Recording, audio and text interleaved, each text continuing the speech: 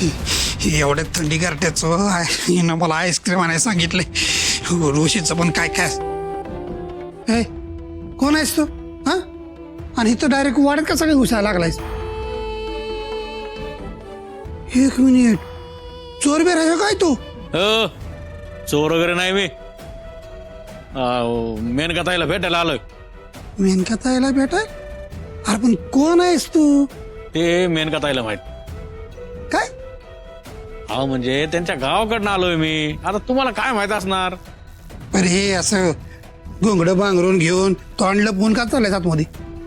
थंडी आहे. कसं साहेब, आपण जर तोंड उघडलं तर समोरचा गार होतोय. अरे काय बोलायला लागलायस कळते का तुला? अहो मेनका ताईला बोलवा. तिला लग्नाच्या शुभेच्छा द्यायला आलोय मी. लग्नाच्या शुभेच्छा?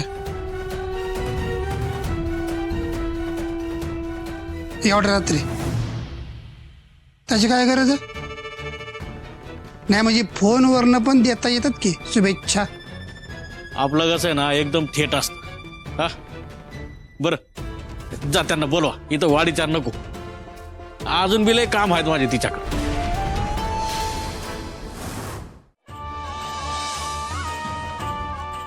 आई, हो माझ्या आयुष्याचं असं काहीतरी वाळवण होऊन बसल असं कधी वाटलं बी नव्हतं मला. आणि लगीन म्हणलं का प्रत्येकाची वेगवेगळी स्वप्न असतात. आता मी काय राजकुमारी सारखे जगले नाही. बरी उली उली शिका होईना माझी बी स्वप्न होती का म्या लग्नामध्ये अशी साडी नेसन, म्या लग्नामध्ये तशी दिसन. लय जोडजोड नाही बरं, पण 4 दागिने माझ्या बी अंगावर असतील. पर जाऊ दे, आता त्यातलं काय बी होणार नाही. आणि माझ्यासारख्या पोरीनं अपेक्षा करायच्याच कशा?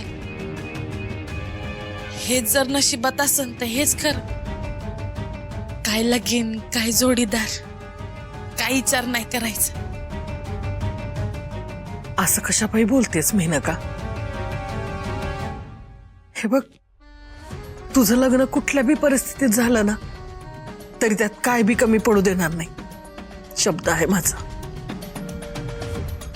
तुला माहितीये का मेनका, माझ्या पोटच्या पोरीच्या लग्नाची लई हौस होती का मला.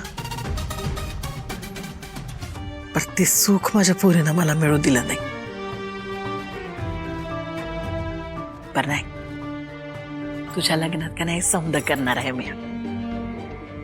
आणि लग्न थाटामाटात जरी झालं नाही ना तरी नवरी नवरीवानीच दिसत. त्यात काय बी कसूर व्हायची नाही. शब्द आहे माझा. तुमची ही माया असली ना का मला काय बी नको असतं.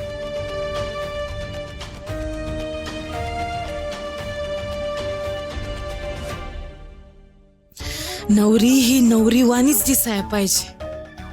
आणि अक्षरा, तुला हेच झोमणार आहे.